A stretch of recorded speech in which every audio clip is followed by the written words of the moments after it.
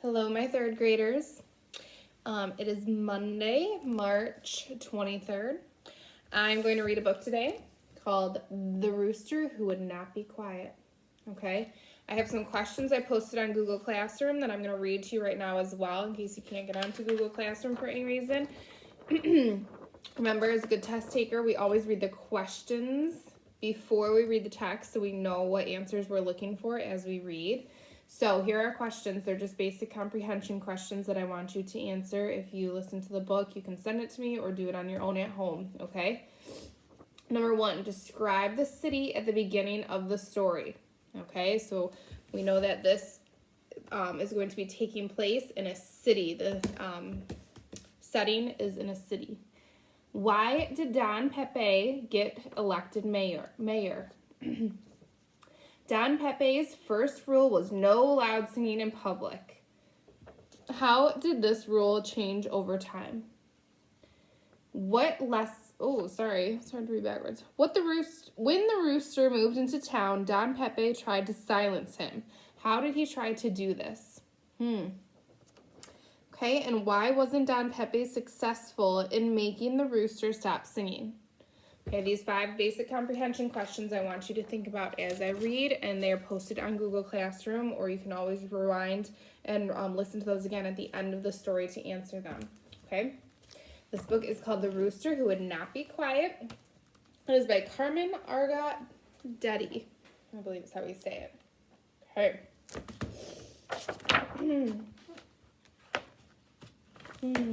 I love the illustrations in this book. Once there was a village where the streets rang with song from morning till night. Dogs barked, mothers crooned, engines hummed, fountains warbled, and everybody sang in the shower. Looks like a very loud city, right? Ooh, I think I just gave you an answer to one of the questions. Everyone and everything had a song to sing. This made the village of La Paz. Am I saying that right? I know it's a Spanish word, P-A-Z. I know it means peace, right? La Paz or La Paz? I don't know. You let me know if I'm wrong. This made the village of La Paz a very noisy place. It was hard to hear. It was hard to sleep. It was hard to think. And no one knew what to do. So they fired the mayor.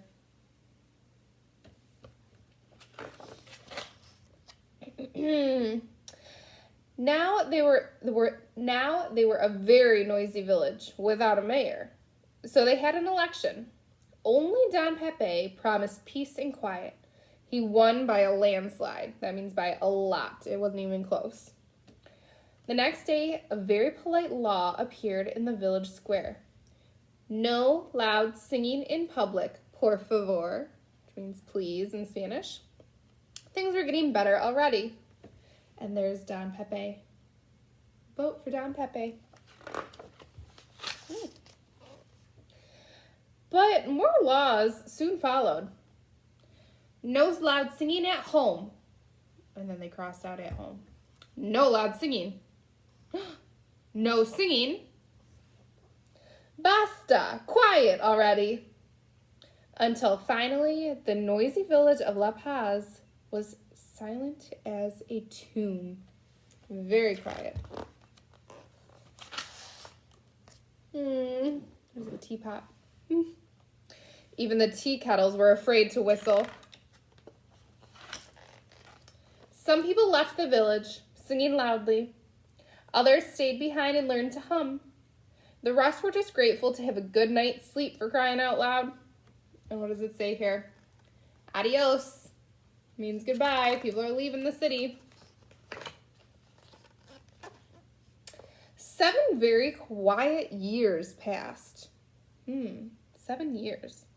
Then one evening, a saucy gallito, my Spanish speakers, you're probably laughing at me right now because I'm saying these words wrong, and his family wandered into the village and roosted in a fragrant mango tree.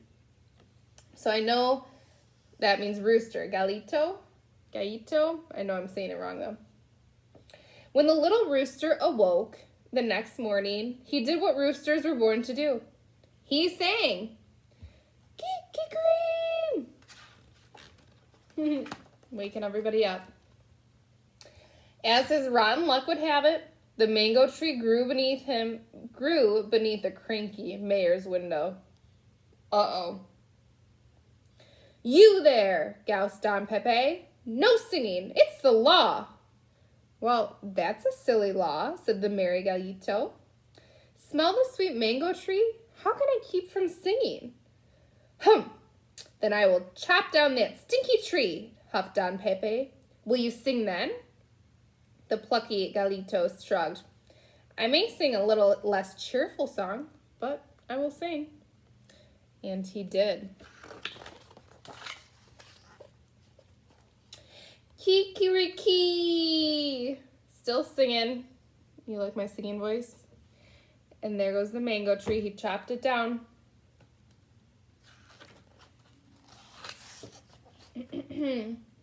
"Still singing?" snapped Don Pepe. "You have no tree, remember?" "I have no tree," said the Gallito, "but I have my hen and chicks. How can I keep from singing?" "Will you sing if I throw you in a cage, alone?" threatened Don Pepe. "I may sing a lonelier song," said the stubborn Gallito, "but I will sing." And he did. And look it, there's his hen and all their chicks, and Don Pepe is taking him away to a cage. Kikiriki! Through the cage. "Why are you singing now?" growled Don Pepe. "You have no hen and chicks." "No hen and chicks," the Gallito sighed, "but I still have corn to eat. How can I keep from singing?" "And if you have no more corn?" asked the mayor. "Well, I may sing a hungrier song," said the headstrong Gallito, "but I will sing." And he did. How do you think Don Pepe is feeling now? Look at him.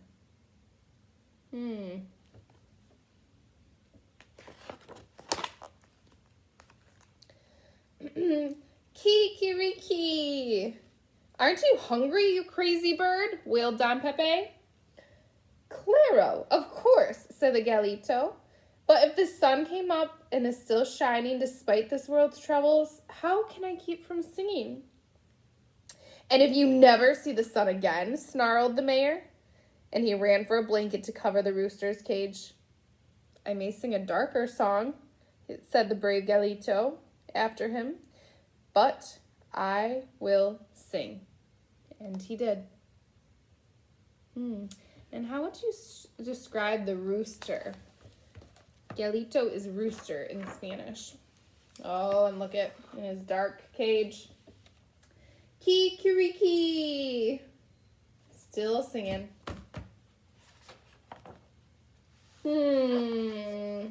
Look at all the neighbors sticking their heads out the window.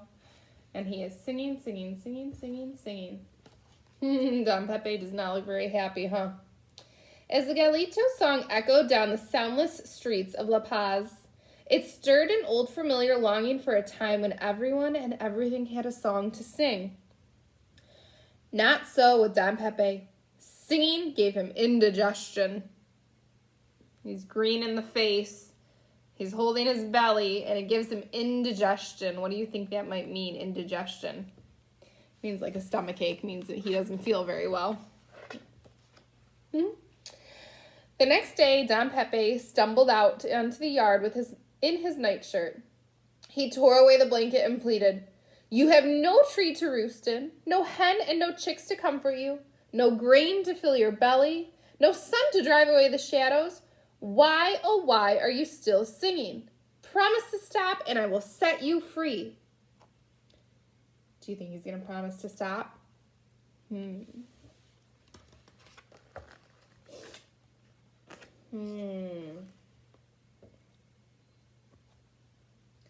One by one, a quiet crowd began to gather in Don Pepe's yard. "I sing for those who dare not sing, or have forgotten how," said the Gallito. If I must sing for them as well, Senor, how can I keep from singing? And if I have made you into a soup, the mayor thundered, I suppose you will still sing if you are dead? Oh my goodness. The entire village held its breath waiting for the Galito's reply. Dead roosters sing no songs, he said. Ha! Crowed Don Pepe. Sure, he had won. What do you think is going to happen? You think he's going to kill the rooster? Put him in a soup and eat him? I don't know. But a song is louder than one noisy little rooster and stronger than one bully of a mayor, said the Galito. And it will never die so long as there was someone to sing it. And there was. And look at the whole town. What are they doing? All these villagers, along with the rooster, they are singing, singing, singing. And the mayor is doing what? Running away. Adios. Leaving the town. Goodbye, mayor. Once again, there was a village where the streets rang with song from morning till night. This made for a very noisy place to live. And that's just the way that everyone liked it. Look at all the noise being made. You can almost hear it just from the illustration, huh? Very cool. I'm going to read the author's note real quick because I love reading the author's note. You know, it gives us more details about the book and the story. Usually we read them with biographies, but this is a fictional story, right? And it still has an author's note. So it says, roosters sing at sunrise. They also sing at noon, sundown, and in the middle of the night. Roosters sing when they please, and that's all there is to that. Much like roosters, human children are born with voices strong and true and irrepressible. That means that they will not stop. Then, bit by bit, most of us learn to temper our opinions, censor our beliefs, and quiet our voices. But not all of us. There are always those who resist being silenced, who will crow out their truth without regard to consequence. Foolhardy or wise, they are the ones who give us the courage to sing. There's a picture of the rooster and all his little chicks. Okay, love that book. So go ahead and if you would like to answer the questions, that would be wonderful. And I'm going to post our math in just a minute here, okay? You guys have a great Monday. I'll see you later.